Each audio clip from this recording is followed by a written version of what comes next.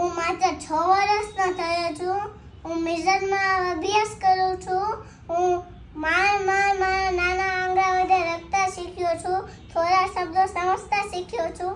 ત્યાં તો મારા મમ્મી પપ્પા મારી પાસેથી મોટી આશાઓ રાખે છે.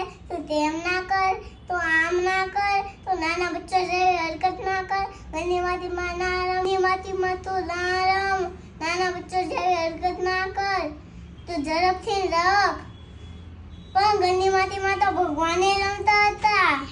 હું તો એક નાનું બાળક છું અને ઘરની માટીમાં રમવા દ્યો, નાના બચ્ચા જેવી હરકત કરવા દ્યો, ખુલ્લા આકાશને મન ભરીને મારવા દ્યો. હે વાલી મિત્રો, આ સમસ્યા મારી નથી અને જેવડા બધા જ બાળકોની છે.